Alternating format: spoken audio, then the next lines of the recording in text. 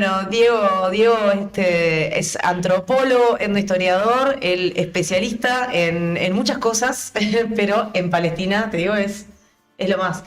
Y nos está acompañando ahora con nosotros. La verdad que estamos más que emocionados. Para mí es un honor, para nosotros es un honor que estés acá, Diego, con Y nosotros. Gracias por desde estar. México. México, claro. Bueno, estábamos hablando un Al poquito. contrario, camaradas, muchísimas gracias orientales. Saludos para ustedes desde las costas del Pacífico mexicano y para mí es un honor y estoy muy agradecido por su invitación. Muchas gracias.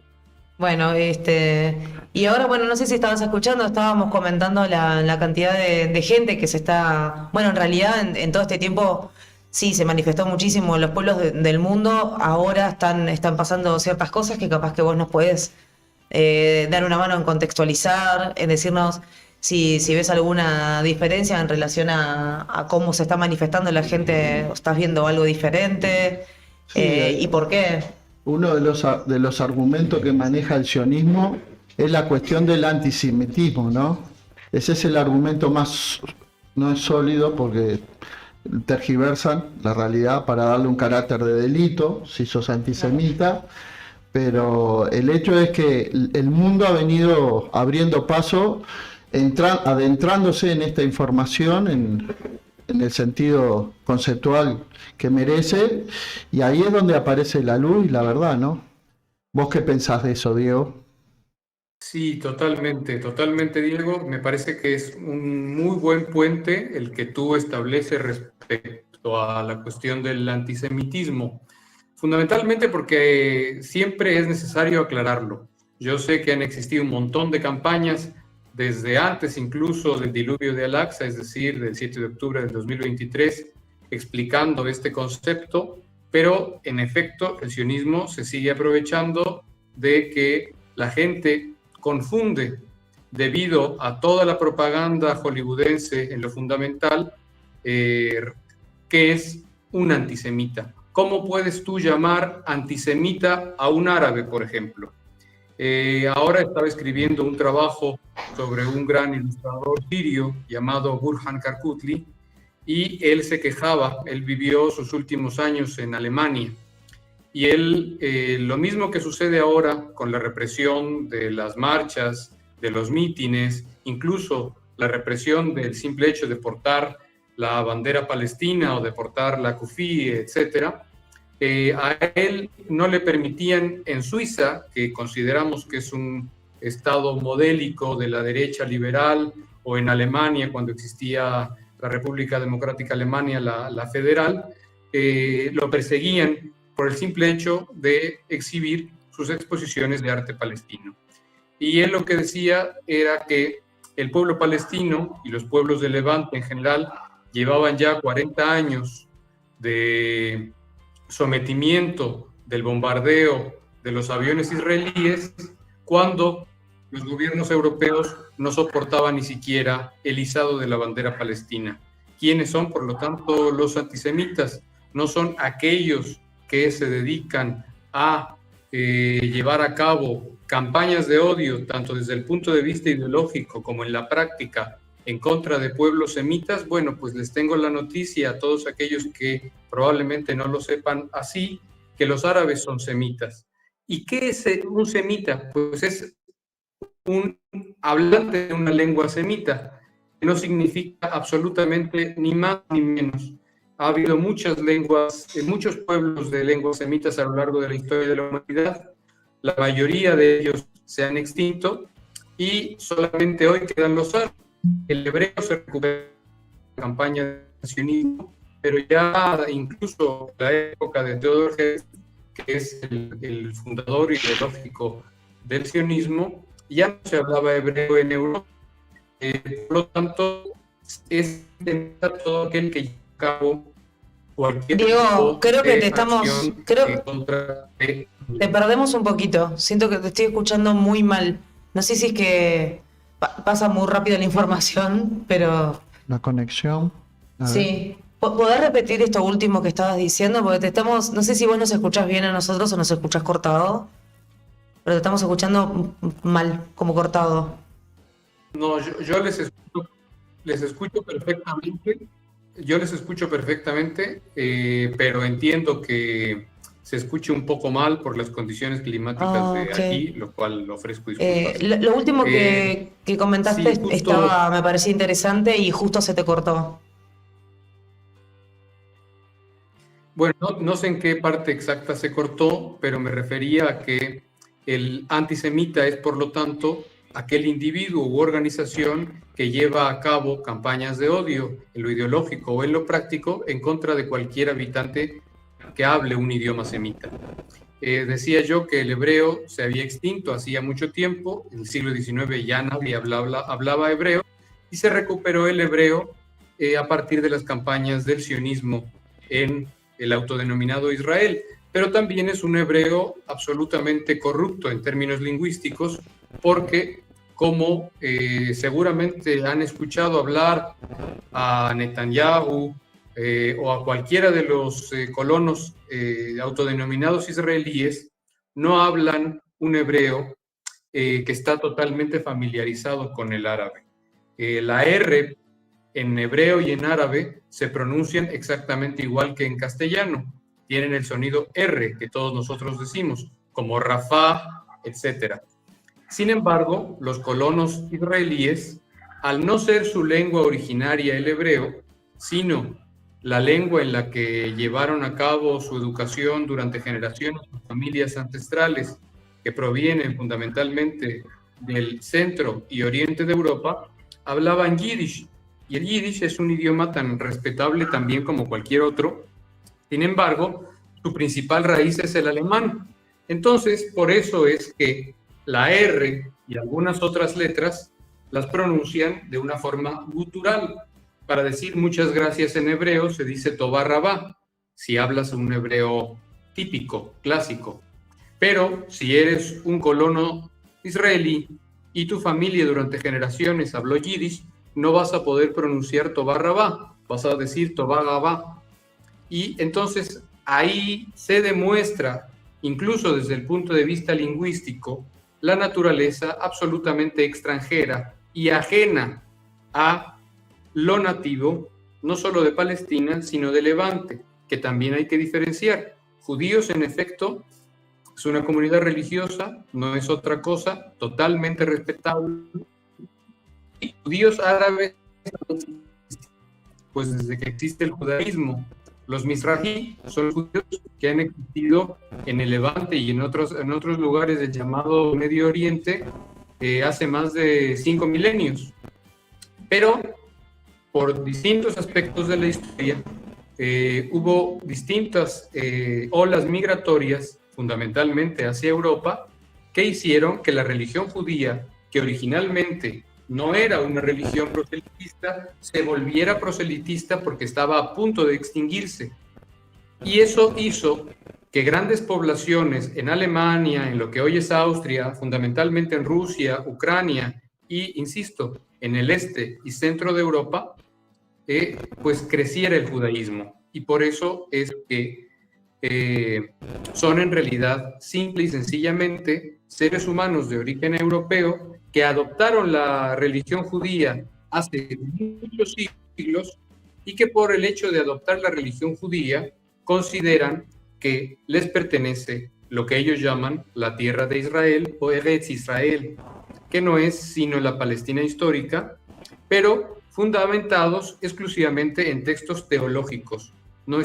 Ellos nunca pueden hablar desde un punto de vista ni histórico ni científico. Sí hablan desde un punto de vista étnico y es ahí en donde se encuentra la clave de su racismo y de su etnicismo, puesto que consideran que la religión los hace elegidos por Dios y que por lo tanto todo aquel que no sea judío, supuestamente, pues no debe de vivir ahí, lo cual también es una farsa porque en la Torá se prohíbe la conversión al judaísmo.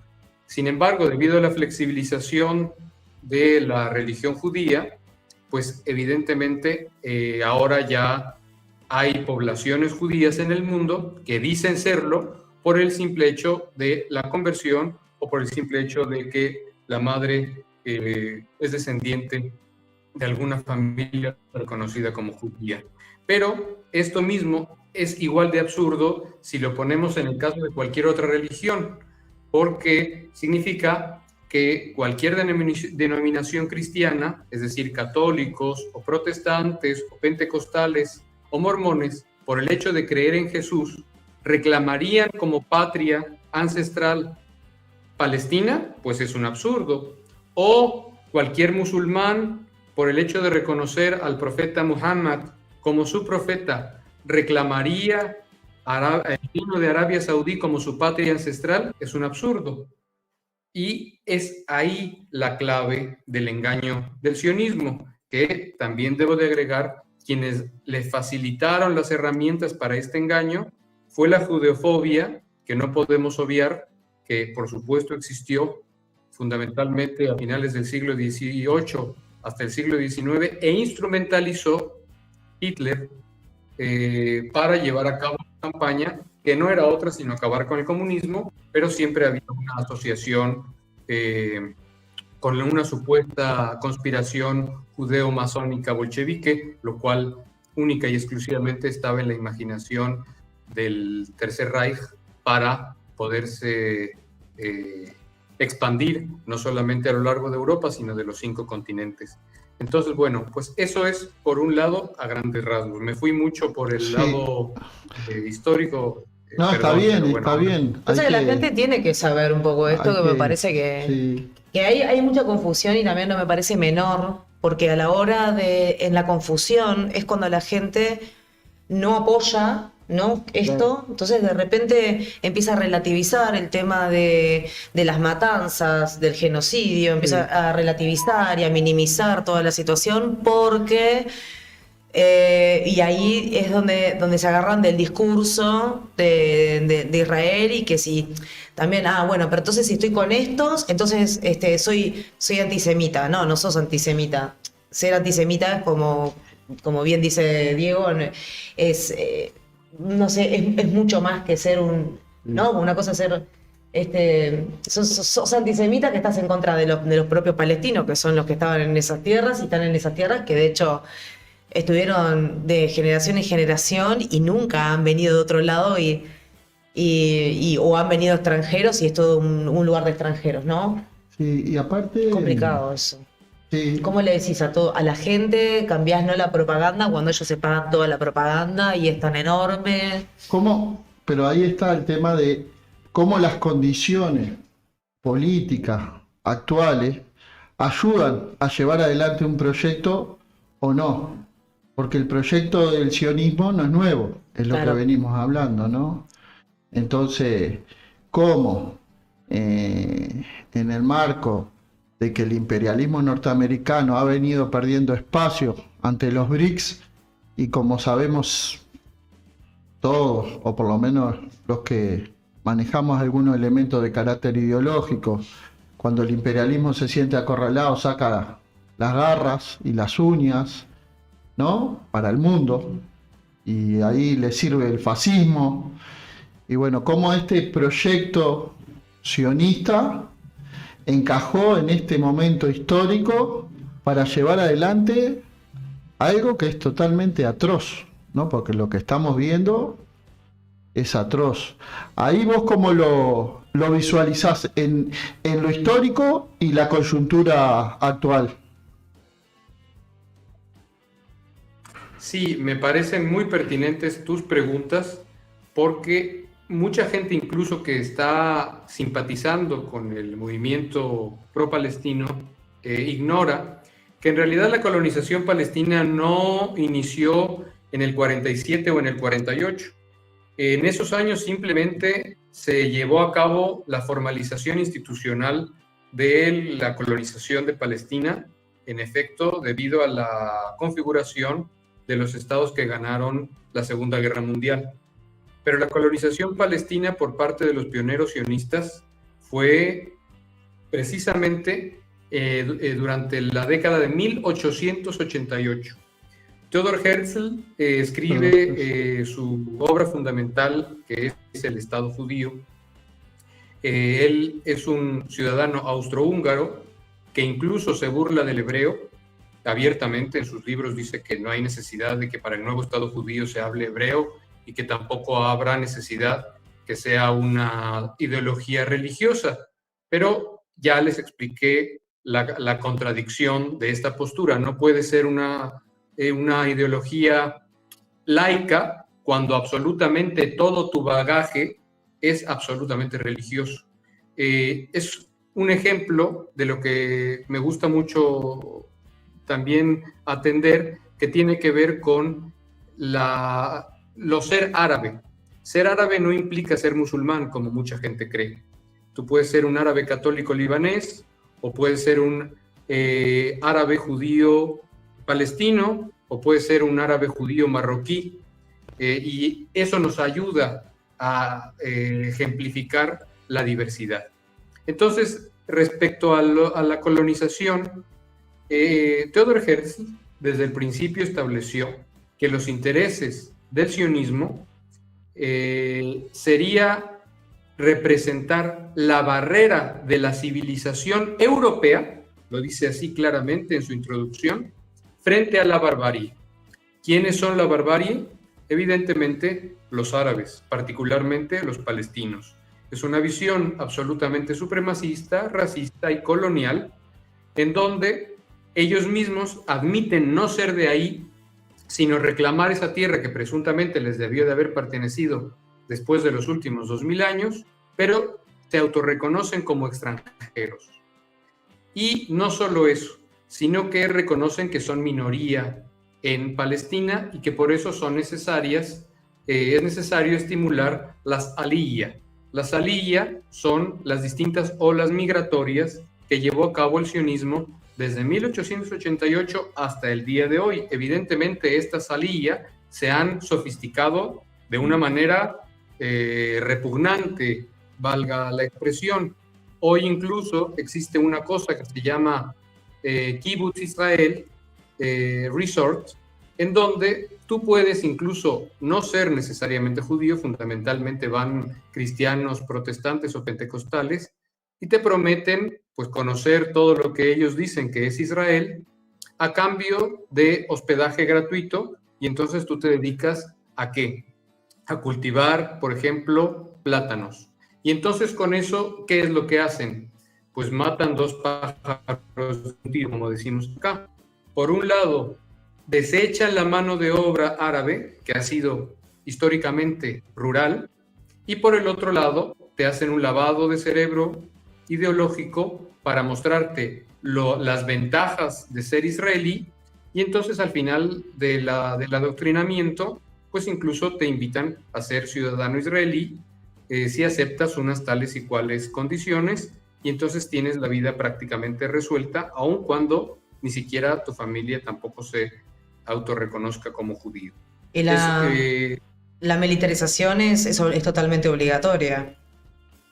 Sí, claro. De hecho, si tú no eres un ciudadano, si tú siendo ciudadano israelí, no importa si eres hombre o mujer, a diferencia de otros estados, no aceptas hacer el servicio militar, que mínimo es de 2 años, y que además participas activamente en labores de inteligencia desde los primeros 6 meses de tu reclutamiento, pues te dan una condena de 6 meses, de 1 año, de año y medio, etcétera. Ha habido también, eso es una cuestión digna de reconocer y que se relaciona con el planteo inicial que estaban ustedes haciendo, reconocer que aunque son una minoría ínfima, existen ciudadanos que lamentablemente tienen la ciudadanía israelí, pero que no la reconocen, que se consideran palestinos, que saben que son descendientes de colonos holandeses, ucranianos, rusos, en fin, pero que se niegan a realizar el servicio militar y llevan a cabo una serie de manifestaciones, y que eso me recuerda mucho lo que sucedió en Sudáfrica y lo que permitió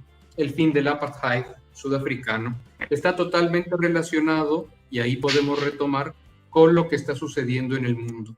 La camarada Lara no me dejará mentir que cuando iniciamos nuestra campaña informativa hace ya casi 2 años prácticamente, decíamos que la actividad mundial pues no se veía ni remotamente similar a lo que los registros históricos muestran en cuanto a lo que fue el apoyo que tuvo el pueblo sudafricano para terminar el apartheid. Sin embargo, realmente hoy vemos que la movilización fundamentalmente de los trabajadores del mundo es destacable. La situación en Italia, por ejemplo, de la Unión General de Trabajadores, que se han manifestado abiertamente para una serie de huelgas generales, lo que han estado haciendo los estibadores en España y muchos otros, y que eso me parece que es el comienzo de esa campaña mundial que finalmente dio como resultado el término del régimen apartheid sudafricano. Por supuesto, tenemos que tomar algo en cuenta. Hay una enorme diferencia en el campo de operaciones porque los sudafricanos tuvieron la enorme suerte de contar con el invaluable apoyo militar de tropas regulares cubanas que en cumplimiento del servicio internacionalista fueron enviadas por el comandante en jefe Fidel Castro para ayudar a su liberación junto con otros lugares de África como Mozambique, etc. Eso en este momento no es posible. Lo que sí es posible es que, como hemos estado viendo en las manifestaciones en Marruecos en los últimos días, el pueblo marroquí finalmente destrone al repugnante rey que ha gobernado Marruecos junto con su dinastía durante mucho tiempo, y entonces suceda lo que teme realmente el imperialismo, que es ya no solamente vamos a resolver la situación en Palestina, sino que en efecto los pueblos puedan empezar a tomar las riendas de su camino. Pero me parece que las movilizaciones que llevan a cabo los pueblos árabes, que fueron los primeros que las iniciaron, también olvidamos decirlo, y ponemos generalmente a Europa como ejemplo, cuando en realidad fueron los árabes, pues es muy importante, porque si el pretexto es la solidaridad con Palestina, ese pretexto revela un montón de problemas internos que tienen los pueblos árabes históricamente, porque también fueron colonizados, porque han sido expoliados tanto por extranjeros como por gobiernos corruptos, como es el caso de hoy, la práctica totalidad de los estados árabes. Ahí va. Diego, ¿vos cómo ves lo de Marruecos? ¿Lo ves como viable, así cortito? Porque tenemos unas preguntas para vos que están mandando en el chat. ¿Vos te parece que es viable eso, que se termine con el... Me parece que es viable como un potencial inicio, pero la represión va a ser muy cruenta. Es la primera vez en la historia de Marruecos que el pueblo se atreve a sacar los retratos del rey y a humillarlos. Jamás en la historia de Marruecos había sucedido, ni siquiera en la época del panarabismo en los años 50 y 60.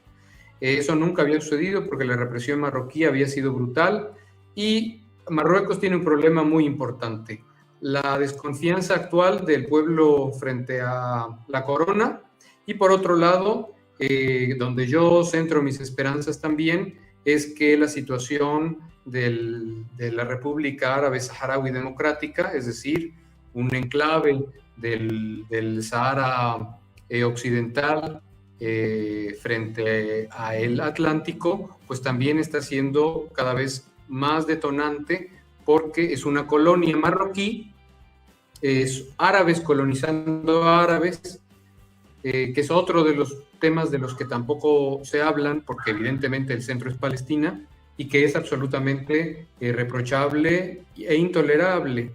Y la diferencia es que los saharauis sí están apertrechados militarmente, si bien no son un ejército regular, pues a lo largo de varias décadas han obtenido gran experiencia, y eso puede ser una combinación que finalmente haga explotar a la dinastía marroquí. Sí, sin duda que hoy el mundo está conmovido de lo que veníamos hablando ahora. África, hay levantamientos en distintos países y bueno, los BRICS, que están generando las condiciones del mundo multipolar, tan codiciado por los pueblos para tener una contención a la hora de pensar en procesos de liberación nacional. Y bueno, tenemos la reacción del imperialismo. Hoy te preguntaba cómo lo veías en el plano histórico y en el plano coyuntural, Y bueno, dentro de lo coyuntural, el otro día hablaba con una compañera, que justo está acá ahora, y le decía la preocupación en torno a que la flotilla estaba yendo para Gaza y justo se da el mensaje o los puntos que planteó Trump a Netanyahu para hacer viable la paz.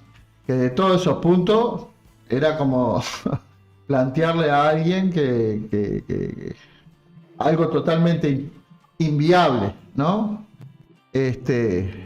Entonces, esa situación generó las condiciones para esto, ¿no? Consolidar lo que viene siendo la postura del sionismo en Israel, que no muevan un pelo hasta ahora en algún mensaje político con respecto a lo que viene siendo su postura ante Gaza, porque no está llegando nada, ¿no? Y bueno, ¿cómo ves esta coyuntura así de esto de que los pueblos siguen levantándose, siguen reclamando contra el genocidio y bueno, y el imperialismo que fiel aliado a Israel? O sea que nadie está haciendo nada. O sea, desde los gobiernos nadie hace absolutamente nada. Las leyes internacionales ya vimos que no tienen peso ninguno. Esto lo único que hizo fue exponer que no sirve, pero para nada. No sirve la ONU, no sirve absolutamente ninguna de las leyes internacionales porque justamente no tienen peso, pero ninguno. La Corte Internacional de Justicia, en absoluto. Entonces, que lo que nos queda, yo creo, no sé, ahora va a contestar Diego, pero lo que queda me parece que es el pueblo, la gente de las formas que sea, expresándose de la forma que sea, hablando con un vecino, levantando una bandera, poniéndose una remera, yendo a las marchas, de 1000 formas, o agarrando un barco, o de las formas que sea, pero decir, Palestina está en el mapa, Palestina existe y nosotros estamos bancando, lo vamos a bancar y lo vamos, por lo menos desde este lugar, desde lo que podemos hacer, ¿no? Diego, ¿qué pensás? Después tengo unas preguntas para vos. Vale, muy bien. Bueno, esto lo voy a tratar entonces de acortar para que haya oportunidad de las preguntas. Sí. Bueno, mi marco de referencia justo es la cuestión de Sudáfrica. A mí siempre me ha parecido que la similitud de los casos de Palestina con Sudáfrica es muy grande, porque mucha gente no comprende y piensa que quienes estamos apoyando a Palestina y quienes estamos convencidos que Palestina debe de ser un solo estado, desde el mar Mediterráneo hasta el río Jordán, desde las granjas de Beersheba hasta el Sinaí, pues significaría, según muchos, que por lo tanto todos los israelíes tienen que regresar a sus países de origen. Bueno, seguramente en muchos casos eso es lo que va a terminar sucediendo, como sucedió con los colonos holandeses en Sudáfrica. Lo cual, al final, no tendría nada de malo porque eso garantizaría la paz. Pero eso no es un requisito indispensable. Los colonos holandeses que se quedaron en Sudáfrica, no todos, por supuesto, por eso sigue existiendo un enorme racismo y una enorme discriminación, pero han tenido que adaptarse a las leyes de la nueva República de Sudáfrica. Por eso me parece a mí que la respuesta no solo está en lo ideológico ni en lo político en términos de la situación de Palestina, como tampoco lo fue la situación de Sudáfrica. En tanto que el modelo económico continúe siendo el mismo, nada nos garantiza que los tecnócratas árabes que van a llegar ahí, pues no van a ser los mismos corruptos de toda la vida, lo tengo que decir abiertamente, de Fatah después de los acuerdos de Oslo del 93. No podemos de ninguna manera decir que Yasser Arafat fue el mismo personaje que inició la lucha revolucionaria en Palestina a lo largo de los años 50, 60, 70, 80, hasta el 93. no significa que tenga que ser juzgado con severidad inaudita, tiene que ponderarse su participación positiva en la historia de Palestina, pero también tienen que reconocer los errores, y eso tiene que ver con la supuesta propuesta de paz de Trump. Pues me recuerda mucho los acuerdos de Oslo del 93, en donde abiertamente la Autoridad Nacional Palestina cede el 88% del territorio palestino a favor del sionismo, y que además en el caso de Cisjordania acepta que los territorios queden en pequeños bantustanes, como hoy lo son Nazaret, Ramallah y muchos otros lugares, en donde para pasar de cuadra en cuadra tienes que pasar un checkpoint y a ver si te dan permiso de pasar a ver a tu familia o a tu primo o a tu amigo o a quien se te antoje en tu propia tierra. Entonces, esos acuerdos, esa propuesta pues es inaceptable. Pero me parece también que tenemos que observar la historia desde un punto de vista mucho más de larga data. Yo he insistido siempre que este es un capítulo en la larga historia de Palestina, en la larga historia de derrotas de Palestina, pero que también implica un retorno en términos históricos de lo que es el pueblo. No podemos de ninguna manera llamarle a la sociedad israelí pueblo de Israel, porque eso sería un anacronismo y una falta total en términos de conceptualización. El pueblo de Israel fue un pueblo que se extinguió y que es un pueblo bíblico.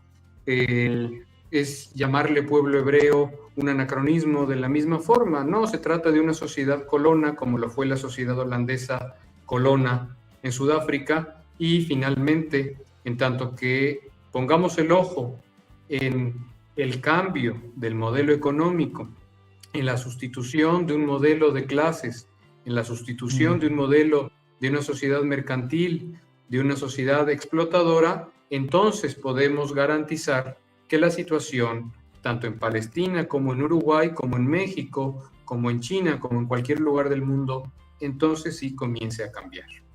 Y ahí lo dejo. Impresionante. Sí, sí.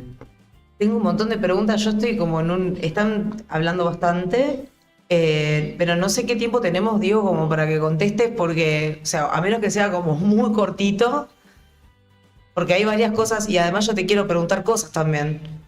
Acá, no sé, me preguntan, no tengo ni idea, pero me preguntan, quisiera saber de tu opinión, ¿no? Quisiera saber lo que decís tú sobre el fallecido ministro Isaac Rabin. ¿Lo conoces? Bueno, Isaac Rabin fue un criminal de guerra, participó en la Guerra de los 6 Días, fue comandante en las matanzas de Sabra y Shatila, era íntimo amigo tanto de Ariel Sharon como de Moshe Dayan, era un genocida que permitió Yasser Arafat que se le otorgara el Premio Nobel de la Paz junto con él para la firma de los acuerdos de Oslo. Es la cara hipócrita de los demócratas de Estados Unidos que siempre se presentan con un John F. Kennedy o con un Barack Obama o con un Joe Biden diciendo que son distintos, cuando en realidad representan exactamente los mismos intereses político-económicos del sionismo. La diferencia es que, como siempre también lo he sostenido, todos los partidos políticos legales en Israel son sionistas, incluido el autodenominado Partido Comunista de Israel, que evidentemente no puede llamarse Partido Comunista de Israel cuando reconoce que es Palestina la tierra. Entonces, hay diferencias al interior de la política israelí que tienen que ver justo con la visión de modelo de Estado en términos políticos, económicos y también religiosos. Isaac Rabin era un laico, un liberal típico, que simplemente vio la oportunidad de poder ganar las simpatías a favor del sionismo, estrechando la mano de Yasser Arafat, pero garantizando la estabilidad israelí, y además le dio la razón el mundo a Yitzhak Rabin, porque a partir del 93 hasta prácticamente las distintas operaciones iniciado el segundo milenio, es decir, después del año 2000, hubo una total y absoluta estabilidad de los intereses israelíes.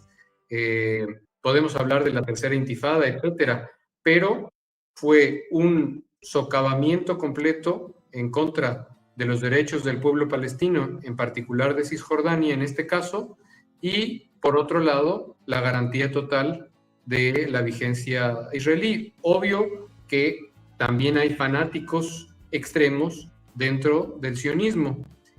Como decía, él era un laico liberal y quien perpetró el atentado que terminó con la vida de Yitzhak Rabin era un sionista religioso radical que consideró que había traicionado a Israel por el hecho de haberle dado la mano a Yasser Arafat y haber llevado a cabo un acuerdo de paz.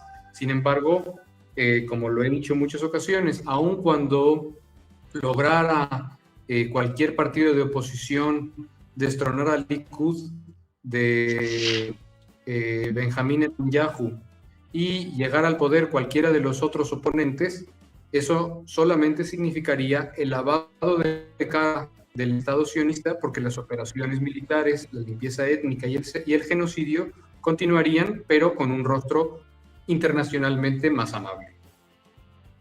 Exacto. Acá preguntan también. Una pregunta más y después quiero hacerle yo una pregunta y después, pues si no se nos va como un montón. Le tiro dos preguntas que dicen acá.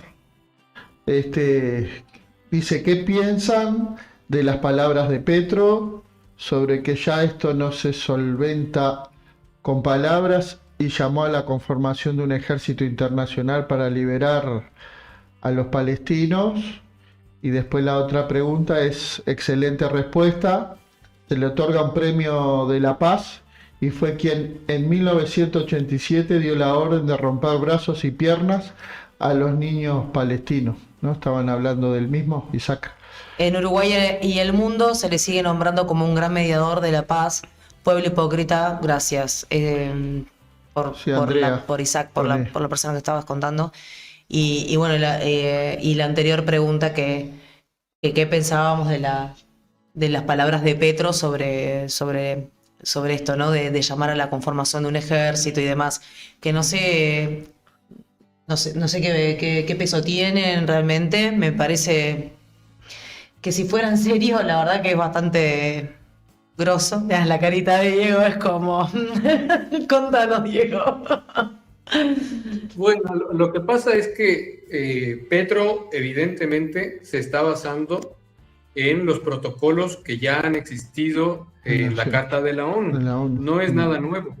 Por supuesto que lo que él plantea es absolutamente correspondiente según el derecho internacional establecido por el propio reglamento de la ONU. ¿Por qué lo digo? Yo tengo el gusto y el agradecimiento con ustedes porque el artículo que publiqué con ustedes en enero de este año hablaba sobre más o menos eso. En ese artículo que está publicado por ustedes, En Marcha, describo cómo... Sí, el periódico En Marcha, para la gente que sepa. El periódico En Marcha, sí, así es, efectivamente. Describo cómo es que existe un doble estándar. La ONU, durante las tres guerras de los Balcanes, estamos hablando de 1989 a 1996 aproximadamente, instrumentalizó lo que llamó por primera vez limpieza étnica para depredar, porque no existe otra palabra, al pueblo serbio, dándole todas las facilidades a colaboradores del nazismo que se habían impuesto como presidentes, por un lado de Bosnia, Alija Izetbegović, y por el otro lado en Croacia, Franjo Tuđman. Ambos colaboradores nazis durante la Segunda Guerra Mundial, que perpetraron masacres horrendas en contra de la población civil serbia. Cuando los serbios se empezaron a defender de esto, la ONU consideró que era imposible e intolerante que los serbios atacaran de esa forma a croatas y bosnios. Y entonces autorizó el Consejo de Seguridad, que es donde está la trampa de la ONU, a que en efecto se enviaran fuerzas supuestamente de paz para detener los presuntos crímenes serbios, cuando en realidad lo que inicialmente hicieron los serbios fue defenderse de bosnios y croatas. Entonces, por supuesto que como referente, como antecedente, existe en el derecho internacional que esto sea factible. La cuestión es que en aquella ocasión Estados Unidos votó a favor de la intervención de la ONU para detener a los serbios, que además estaban ganando la mayoría de las batallas en contra de como 15 ejércitos juntos, porque no había, porque a los estadounidenses les interesaba destruir Serbia, como bombardearon Belgrado y como llevaron a cabo atrocidades en Europa a finales del siglo XX. Entonces, lo que dice Petro, pues sí, se puede hacer en tanto que el Consejo de Seguridad diga que sí, pero... Si hay condiciones políticas o no, es otra. No, porque Claro. de hecho estamos siguiendo esto desde el momento, desde hace muchísimo tiempo, y Petro ha estado, al principio ha estado bastante tibio, como todos, y ahora no sé qué le pasó, que empezó como a decir, a ponerse un poquito más fuerte con el tema. Pero Petro siempre, o sea, igual que todos, creo yo, que todos, que el anterior también es presidente de México, viste, como en una posición muy tibia. Es que ahí históricamente existe una gran literatura que ha registrado cómo una gran cantidad de presidentes, si no todos los presidentes de todos los estados del mundo a lo largo de la historia, insisto, han utilizado la Asamblea de la ONU por intereses domésticos. Entonces, claro, Petro, cuando habla de esa forma, lo que hace es aglutinar o pretender aglutinar al pueblo colombiano como un líder con exposición internacional, como lo que hizo. O sea, no estoy criticándolo necesariamente, no estoy diciendo que esté mal que haya acompañado a Roger Waters en las marchas en Nueva York, sí. Estados Unidos. O sea, está bien, pero eso evidentemente lo hace por razones de interés político nacional. Claro. Como cuando en otras ocasiones otros presidentes se han establecido ciertos discursos con gran demagogia, pero que responden única y exclusivamente a sus intereses nacionales. Él sabe perfectamente, Petro es perfectamente consciente, mucho más que yo, sin duda, que esa propuesta no puede llevarse a cabo si el Consejo de Seguridad de la ONU no dice que sí. Aun claro, cuando 4 de los miembros permanentes digan que sí, si Estados Unidos o Gran Bretaña lo vetan, pues no se puede llevar a cabo esa acción. Sí, pero bueno, él lo transmite. Me hizo acordar a Sánchez.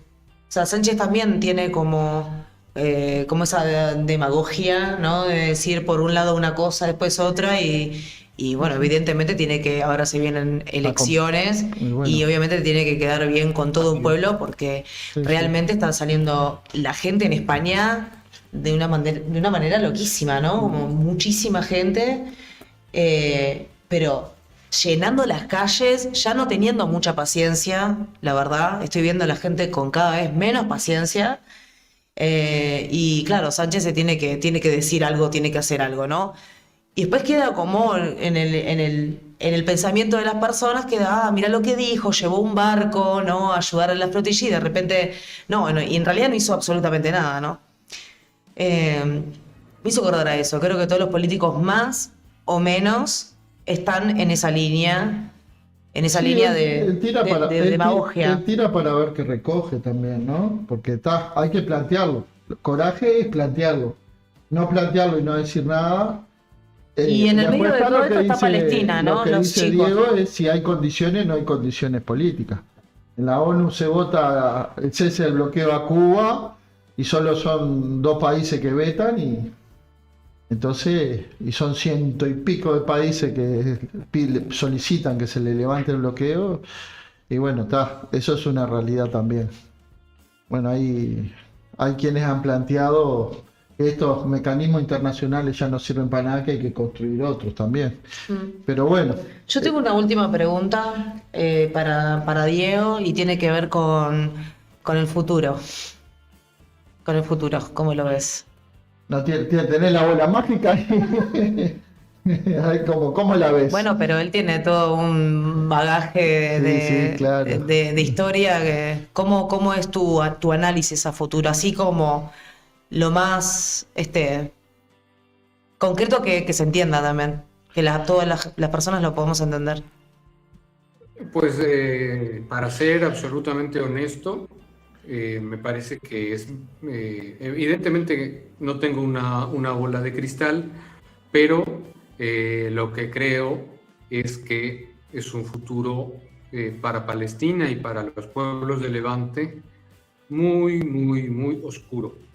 Las cifras que ha dado la ONU de la potencialidad de muertos en Gaza supera el 500.000.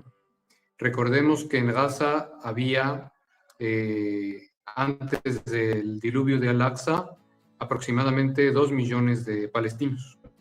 En estos 2 años serían aproximadamente 650.000 muertos, es decir, estoy hablando de los no registrados por el Departamento Sanitario gazatí, porque evidentemente se encuentran, según las estadísticas, debajo de las ruinas. Desaparecidos. Son cuerpos, sí. Exactamente, que probablemente nunca se puedan encontrar, en fin.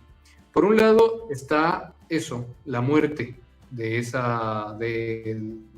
nivel, de esa magnitud, y por el otro lado, que aunque se escuche cruento, me preocupa más a mí, porque creo que no se puede eliminar a un pueblo de tajo.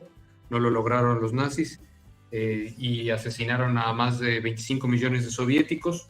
No lo lograron los estadounidenses y asesinaron a más de 6 millones de vietnamitas, y así me puedo ir a lo largo de la historia. Yo creo que lo más preocupante es el vaciamiento de Palestina, porque si se vacía Palestina, si comienzan vaciando Gaza y continúan vaciando Cisjordania, ahí sí me parece que será el término de un pueblo, independientemente de que no desaparezcan físicamente. Y eso sí va a ser extremadamente difícil, por no decir imposible, remontar. No podemos hacer demasiado por evitar la muerte de los palestinos en Gaza o en Cisjordania, pero creo que sí podemos hacer para evitar el vaciamiento de Palestina. Y tiene que ver con una cosa muy sencilla. Bueno, además de seguir abriendo estos espacios tan importantes y de hacerlo tan visual, la situación visual es fundamental en cualquier guerra, que es seguir insistiendo en la UNRWA. La UNRWA, que han querido desaparecer con tanto encono, es el único instituto, el único organismo internacional que le garantiza la palestinidad, valga la expresión, a los palestinos de segunda, tercera, cuarta, quinta, décima, etcétera, generación, nacidos en cualquier parte del mundo. ¿Por qué creen ustedes que Israel no combate las plataformas de financiación hacia los palestinos como hay tantas? Porque esas no tienen absolutamente nada que contrarrestar al proyecto sionista. En cambio, la UNRWA, por eso la han atacado, tildándola de terrorista y de muchas cosas más, porque la UNRWA garantiza, según el derecho internacional, que independientemente de las condiciones de la diáspora, de tu familia y de tu línea de ascendencia, tú seguirás siendo palestino y tienes el derecho de regresar a Palestina, aunque sea el año 3500. Entonces, Eso es lo Eso está más bueno importante. está muy bueno que sepa la gente eso, que me parece que no sabe, porque no es solamente el hecho de donar en la UNRWA. La UNRWA es mucho más que eso, no es solamente la ayuda desde un organismo que ayuda, digamos, para paliar hambre o sed o lo que sea dentro de Gaza o la salud, pero sino también es lo que garantiza que todo aquel palestino que salga pueda regresar a Palestina. Entonces hay que apoyar a la Sí. UNRWA, sin duda. Sin duda que que es el organismo oficial, que hay que ayudarlo y que no podemos dejar que desaparezca. Porque lo que ha hecho Israel, como decís tú, hasta este momento, es tratar de como sea y con esa diciendo eso, ¿no? Como que ellos son unos terroristas, como todo lo que quiere destruir Israel, que ha sido realmente un caballito, ¿no? De batalla, no sé cómo decirlo, pero es como ha sido la pieza que mueve y que parece que fuera como Sí, sí. el vale todo, ¿no? Como el vale todo ese de terrorista, antisemita, antisemita.